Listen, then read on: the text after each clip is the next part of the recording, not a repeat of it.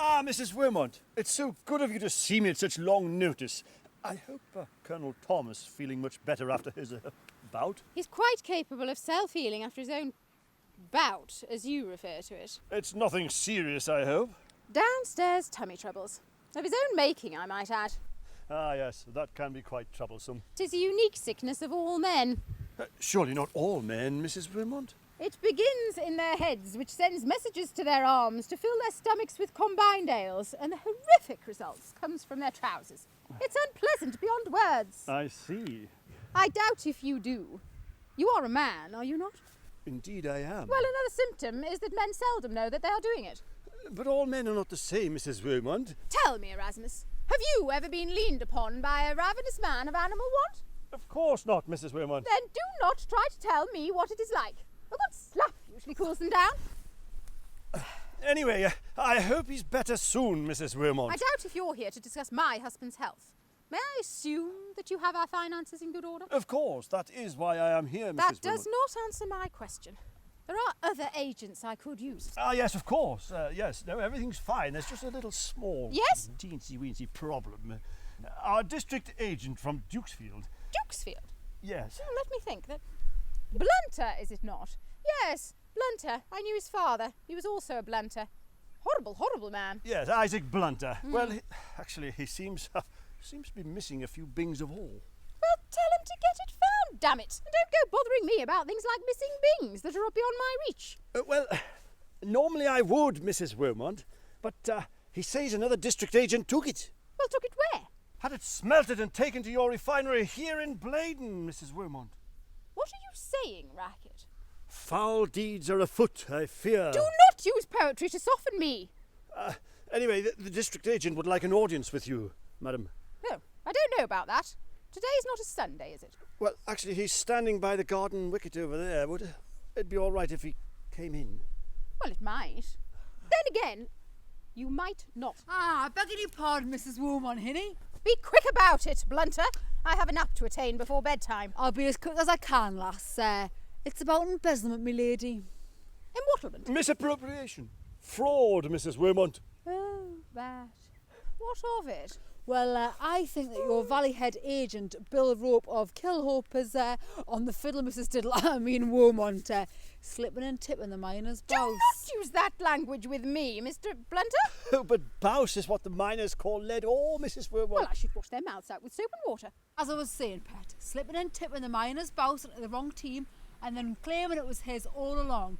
Washing and retrading the very same dilute galena, obviously as full wholesome bouse, and laying claim to the smelted lead pigs from his and others, and being paid by you, Mrs. W, though obviously it was yours in the first place, and obviously it is still yours, but in the meantime, me and some of the other mining lads are facing the awful prospect of ruin, and not balancing my books while overbalancing Bill from the Kills books, obviously making him look right grand, and at the same time, obviously making us look, well, rather stupid. Obviously. What a lot to take in.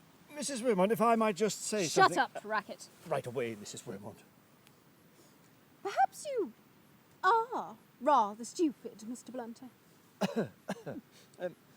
Perhaps Mr. Blunter and I could have a word to sort this out, Mrs. Wilmot. Perhaps you should have talked about this before you came to see me.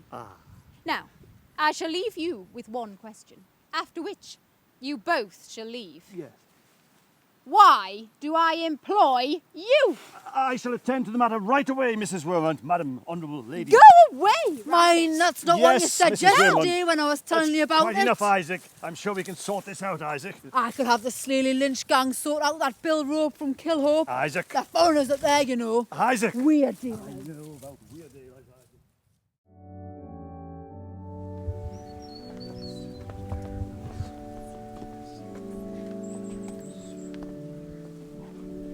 Hello, Mrs. Carson. How are you? Oh, you know, can't complain, Mrs. Johnson, can't complain. Oh, I can. My Mr. Robert Johnson's never here.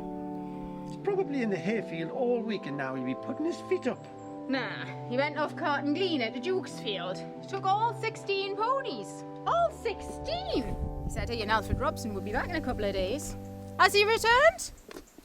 4 days, Mrs. Carson. 4 They've days? been sent to Bladen, most Oh, I likely. shouldn't wonder. And it's hay time. The grass has dried out, and he's not here to help us gather it and stack it, and there's no pony left to help us. Well, maybe the weather'll hold until he gets back. Maybe. Maybe. It's just me and our Timmy now, you know, Mrs. Carson. No, Tiny Timmy. Aye, With the squinty eye and limp. aye. Oh. And our Edward's gone off the mine. Mind to be making a bob or two there, Mrs. Johnson. Well, between you, me and the chapel gate post over there, he will be making a bit more money than selling a few wild sheep. But, well, he's drunk most of it by the time he gets home. No. That'll be why we don't see him at chapel. Heathen. Well, thirsty work, you know, walking to Bladen and back must be, I don't know, 100 mile easily. Oh, well, that Isaac Blunter, he can be very persuasive when he wants to be. Thinks he's royalty, he does. Royalty! Royalty. Mr. Blunter was round twisting Robert's arm only the other night to contract the carry. Oh, I shouldn't wonder.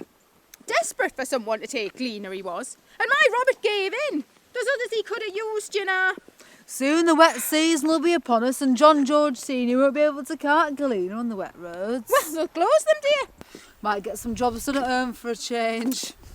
Well, it's been nice seeing you again. Aye, the preacher gave a lovely, lovely And the sermon. tea was very nice. Aye, it was. Perhaps we'll meet again next Sunday. Get away with you. I shouldn't wonder. I am the superior of a large industrial boom. I own land, rights, and it's simply va-va-voom. What starts in the ground turns into money. I'm rich beyond belief now. I think it's quite funny.